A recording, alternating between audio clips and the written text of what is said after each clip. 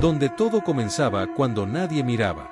Durante los años dorados del cine mexicano, el público veía elegancia, talento y carisma.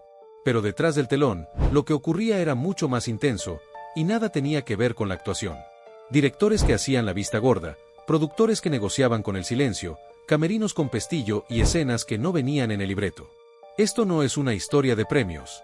Es una historia de impulso sin freno. De actores que no fingían. Sentían. Y lo hacían con una intensidad que cruzaba cualquier límite. Marga López, reina dentro y fuera de escena. Marga no necesitaba alzar la voz para dominar un set. Su sola mirada tenía el peso de una orden. Era elegante, sí. Refinada, también. Pero quien trabajó con ella sabía que su presencia no admitía errores. Una ceja levantada bastaba para que todos entendieran que se cruzaba una línea peligrosa. Frente al público era la mujer virtuosa, la madre abnegada, la esposa perfecta. Pero detrás del telón su energía era completamente distinta. Dominante. Incendiaria. Incontrolable. Los técnicos murmuraban que sus camerinos no eran solo para retocar maquillaje. Varios actores jóvenes salieron de allí con la camisa arrugada y la expresión trastornada. Ella salía con el rímel corrido y los labios manchados. Como si en vez de una actriz, fuera una tormenta recién desatada. Uno de sus romances más explosivos ocurrió durante una filmación en la que compartía escena con un actor casado. La tensión entre ellos escaló más allá del guión. Durante una escena dramática, comenzaron a discutir de verdad. Él le gritó fuera del libreto. Ella respondió con una frase cargada de rabia que no estaba escrita en ningún lado. El director, paralizado, no gritó corte. Y esa toma terminó siendo la más poderosa de la cinta. Nunca se supo si fue arte o venganza en vivo. Tal vez ambas. Durante un rodaje en Veracruz, tenía una escena íntima con un joven galán. Pidió repetirla. 1 vez. 2. 5. 7. No siento nada todavía, decía con los labios apenas movidos. El director temblaba, los asistentes transpiraban. Nadie se atrevía a cuestionarla. Al día siguiente, el actor apareció con marcas en el cuello. Arañazos que no estaban en el guión ni en el maquillaje. Nadie preguntó. Marga no fingía pasión. La exigía. Y quien no estuviera a su altura, terminaba devorado por su fuego. Tenía una forma de actuar que no aceptaba medias tintas. Era todo, o nada. Las actrices jóvenes la admiraban y le temían. Los hombres, la deseaban y la evitaban. Porque Marga no era solo una estrella. Era una fuerza que no podía ser contenida. Y aunque muchos quisieron frenarla, todos sabían que, frente a ella, la única opción era arder. O desaparecer del encuadre. Roberto Cañedo, cuando la mirada lo decía todo. Roberto Cañedo no necesitaba ensayar, ni repetir, ni calentar escena. Llegaba al set, se colocaba en su marca y bastaba una mirada suya para que todo cambiara de temperatura. Su energía no venía del libreto. Venía de un magnetismo que descolocaba. Y en más de un rodaje, desnudaba más que emociones. Nunca fue de escándalos públicos. Jamás lo verías en revistas contando intimidades. Pero quienes estuvieron en el mismo set sabían que con las escenas no eran solo ficción. Eran una extensión de algo que no se podía ensayar, porque nacía desde dentro. Durante una cinta filmada a mediados de los años 50, compartió créditos con una actriz debutante. Había una escena íntima. Sugerente, pero medida. O al menos eso decía el guión. Lo que sucedió en el rodaje fue otra historia. La escena se filmó solo una vez. Y nunca llegó al corte final. El editor dijo que era demasiado intensa. El productor la calificó como incómoda. Pero los que estuvieron en el set usaban otra palabra, real. Un miembro del equipo técnico lo dijo años después, en voz baja. Eso que grabaron, no se actuó. Se vivió. La actriz nunca habló del tema. Cañedo tampoco. Pero después de esa escena, la forma en que se miraban ya no era de colegas. Era otra cosa. Algo que no se podía simular ni borrar con edición. En otro rodaje, con una actriz consolidada, pidió una sesión privada en camerino. El guión no fluye, hay que ensayar química, fue su excusa. Estuvieron encerrados 2 horas. Cuando salieron, nadie dijo una palabra. Pero cada escena entre ellos, a partir de ese momento, parecía cargada de voltaje. De una tensión que se respiraba antes de decir acción. Tenía una frase que repetía entre dientes, antes de cada escena intensa. Si no es real, no sirve. Y todos sabían que no hablaba del texto. No hablaba de luz, ni de encuadres. Hablaba de piel, de deseo, de límites que, con él, no existían. Cañedo no buscaba actuar el amor o la pasión. Quería sentirlos. Y quien compartía escena con él, tenía que decidir si jugaba con fuego, o se quemaba de verdad. Porque con él, lo falso no pasaba. Lo fingido no servía. Y el cine, al menos para Cañedo, solo tenía sentido si dolía, o dejaba marca. Elsa Aguirre, belleza que imponía, y dominaba. La veían como una joya delicada. Una musa de belleza etérea. Un rostro perfecto para el cine romántico. Pero detrás de esos ojos almendrados y esa voz suave, había una estratega implacable. Una mujer que no solo actuaba, mandaba. Elsa Aguirre no gritaba. No golpeaba la mesa. No tenía que hacerlo. Su poder era sutil, casi invisible. Pero cuando caía sobre alguien, lo aplastaba. Desde los primeros años de su carrera, Elsa comenzó a marcar el terreno. No aceptaba cualquier compañero de escena. Si un actor no le generaba química, lo sacaban del proyecto.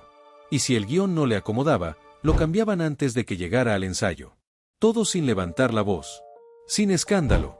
Solo con una mirada, una sugerencia. Y un resultado inevitable.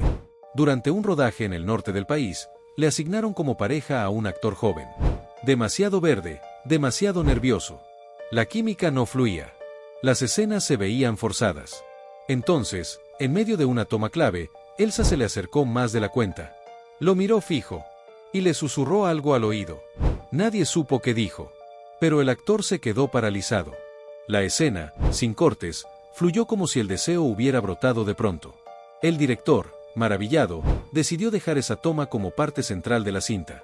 Y desde entonces, esa secuencia es recordada como una de las más cargadas de tensión del cine de la época.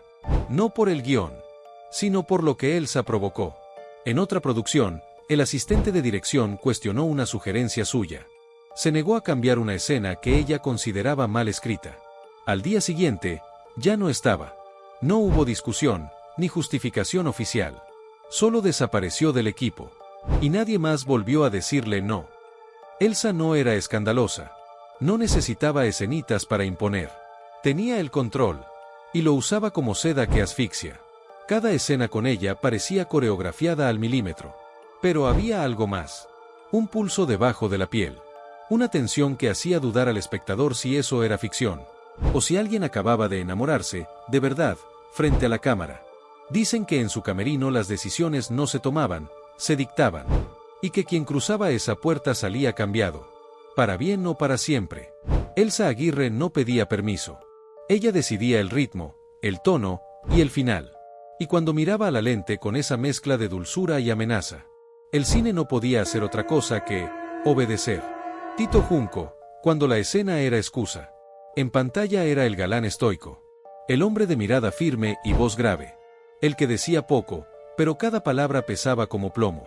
Sin gestos exagerados, sin frases cursis. Tito Junco tenía algo más peligroso. Autoridad natural. Pero lo que muchos no sabían era que esa autoridad no terminaba cuando el director gritaba «corte». Fuera de cámara, Tito no actuaba el control.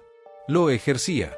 Durante una producción en Durango, compartía escena con una actriz joven, inexperta, que debía grabar una toma sugestiva. Ella pidió un doble. Tenía miedo. No por la escena en sí, sino por él. Tito la miró en silencio, y soltó. Si no lo haces tú, no lo hacemos. No fue amenaza. Fue orden. Dicho con calma, y con una certeza aterradora. Y lo hicieron. La escena fluyó, sí, pero lo que se grabó no parecía interpretación. Los técnicos que estaban ese día aún lo cuentan con incomodidad. Las miradas, los gestos, los silencios, no eran ficción. El director se limitó a decir, dejen eso así. Nunca se va a repetir igual. Y tenía razón. Esa toma nunca necesitó segundas vueltas. Quedó en la película, pero sin contexto.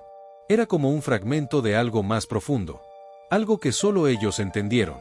Tito Junco no fingía atracción. No actuaba romanticismo. Lo provocaba. Lo controlaba. Y muchas veces, lo imponía. En varios sets, las actrices lo evitaban fuera de horario. Pero durante las escenas, caían en su ritmo. Porque Tito no improvisaba. Trazaba rutas invisibles hacia la intensidad. y quien no quería seguirlo, quedaba fuera del juego. Se decía que en su camerino no había espejos, solo una lámpara de luz cálida y un sofá, y que cada vez que lo usaba, alguien salía confundido, y con la escena más intensa de su carrera a punto de grabarse. Para muchos, era un profesional exigente. Para otros, era un hombre que confundía la actuación con el deseo, y que usaba el cine como coartada perfecta para hacer lo que realmente quería sentir. Tito no hablaba de ficción. Él decía, si la escena no me quema por dentro, no sirve. Y quienes lo conocieron saben que no estaba hablando del guión. Estaba hablando de él mismo. Andrea Palma, la pionera que ponía las reglas. Antes de que existieran las grandes divas. Antes de que las actrices exigieran respeto en voz alta. Andrea Palma ya lo tenía. No necesitó escándalos. Ni discursos feministas. Solo bastaba su forma de entrar al foro. Su porte implacable. Esa mezcla de distancia y magnetismo que desarmaba hasta al director más autoritario. Andrea fue la primera en muchas cosas. La primera en protagonizar un melodrama psicológico. La primera en rechazar papeles que la rebajaran. Y sobre todo, la primera en mandar cuando aún no estaba permitido. Durante una producción en los años 40. Su coprotagonista era un actor 20 años más joven. La historia pedía sutileza, elegancia. Pero Andrea pidió otra cosa.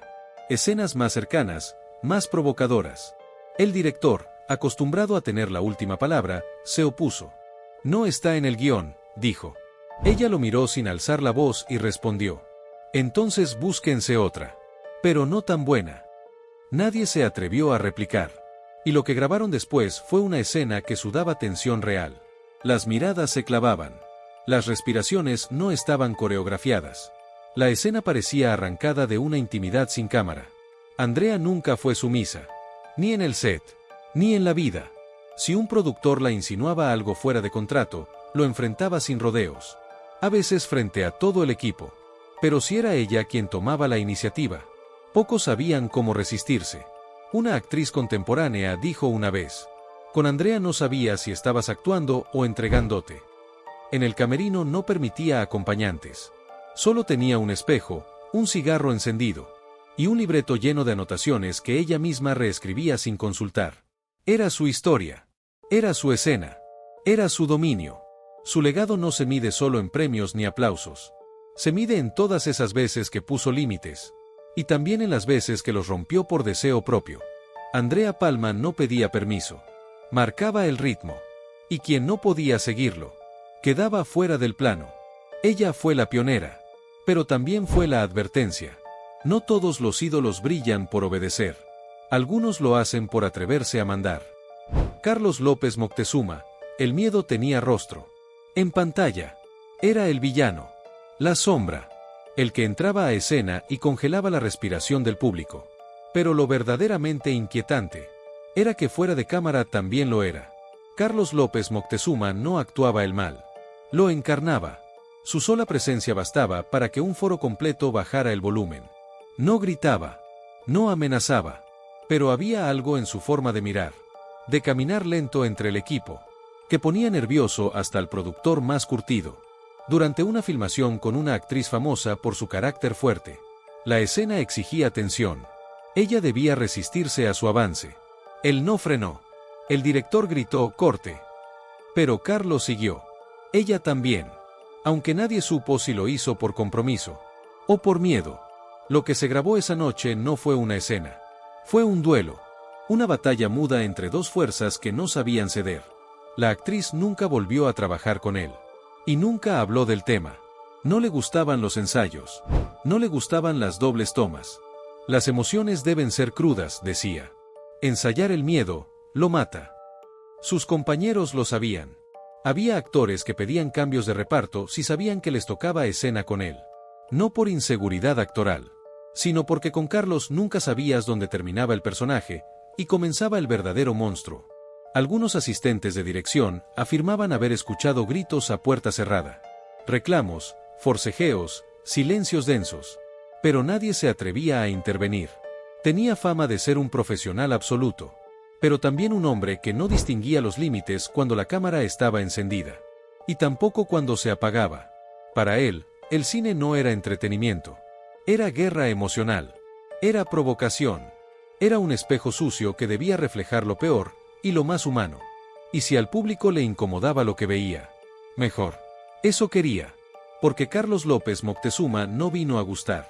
Vino a incomodar, a imponer, a dejar cicatrices invisibles en cada escena. Y aún hoy, hay quienes, al verlo en pantalla, sienten algo que no pueden explicar. Tal vez sea miedo, tal vez sea respeto, tal vez, simplemente, es que Carlos nunca dejó de actuar, ni un solo segundo. Rosa Carmina, el deseo era parte del contrato. Rosa Carmina no necesitaba actuar la sensualidad. Ella era la sensualidad. Con un solo giro de cadera, podía silenciar a un foro entero. Con una mirada, detenía las luces, los micrófonos, y hasta el tiempo. No le gustaban los guiones acartonados ni las escenas a medias. Decía que el público no quería insinuaciones. Lo elegante no vende. Y con esa frase, cambió la dirección de más de una película. Durante la filmación de una cinta con estética tropical, la escena pedía sutileza, sugerencia, ambigüedad. Pero Rosa no aceptaba medias tintas. Lo que se grabó esa noche fue tan real, tan crudo, tan cargado, que el metraje fue archivado. Nunca llegó completo al corte final. Demasiado explícito. Aunque no mostraba nada. Su intensidad no estaba en lo que enseñaba, sino en lo que provocaba. Rosa tenía la última palabra sobre el elenco masculino. Elegía a sus galanes. Y si uno no le inspiraba, simplemente lo sacaba del reparto. El productor podía protestar, pero nadie le ganaba una discusión. En una producción emblemática, pidió una pausa larga con su coprotagonista. Nadie supo qué ocurrió tras la puerta del camerino. Pero cuando regresaron al set, la tensión entre ellos era tan densa que se podía cortar con una claqueta. Lo que filmaron ese día no fue actuación. Fue combustión. Rosa no aceptaba escenas por compromiso. Si no las sentía en el cuerpo, no las hacía. Y cuando la sentía, nadie podía detenerla. Una actriz del elenco, muchos años después, dijo en entrevista: con Rosa Carmina aprendí que el deseo también se actúa, pero con ella, se vivía. En el cine de oro, muchos fingían pasión. Rosa la exigía, porque para ella, el deseo no era un riesgo. Era parte del contrato. Joaquín Cordero, el caballero con doble vida. En pantalla, siempre fue el hombre elegante, formal, firme, respetuoso. El tipo de actor que no necesitaba levantar la voz para hacerse sentir. Pero detrás de cámaras, lo que proyectaba era otra cosa. Una intensidad callada. Un poder que no pedía permiso. Nunca fue escandaloso, pero tampoco inocente. Durante una escena particularmente intensa, su compañera de reparto, una actriz con tablas, perdió la línea. Se congeló. Joaquín no se desesperó. Se acercó lentamente, la miró directo a los ojos. Le susurró algo al oído, y de pronto, la escena fluyó como si fuera real. Tan real, que el director no pidió repetir. Tan auténtica, que quedó tal cual en la edición final. Nadie supo qué le dijo. Pero todos lo sintieron. Los técnicos comentaban que después de cada descanso largo, el ambiente cambiaba. Algo pasaba cuando él volvía al set. Las escenas cobraban otra temperatura. Era discreto en entrevistas. Pero los pasillos de Televisa decían otra cosa. Muchas actrices que trabajaron con él terminaron envueltas en rumores, en historias nunca confirmadas, pero nunca desmentidas. Una de ellas, entre risas nerviosas, confesó: con Joaquín no ensayas, te entregas. Cordero no era de tocar sin permiso, pero su forma de mirar, de hablar, de acercarse, desarmaba hasta a la actriz más experimentada. Nunca necesitó forzar nada. Él creaba la conexión, la hacía surgir, la sostenía, y la dominaba. Lo suyo no era manipulación. Era presencia. Una presencia que imponía, que seducía, que descolocaba. Y cuando el director gritaba a corte, nadie podía decir con certeza si lo que acababan de grabar era actuación o algo más. Con Joaquín Cordero, las escenas no se actuaban, se vivían. Y a veces, se recordaban para siempre. Todo esto no fueron rumores sueltos. No fue prensa amarillista. Fue parte de una época donde los límites eran difusos. Y los actores querían sentirlo todo. El set era un campo de energía, de deseo, de juegos de poder sin guión. Y aunque las películas contaban una historia, los verdaderos dramas se vivían cuando nadie miraba. Y tú, acabas de asomarte a ellos. Suscríbete a De Todo Un Poco Secret. Porque lo que no llegó al montaje final es justo lo que más merece ser contado.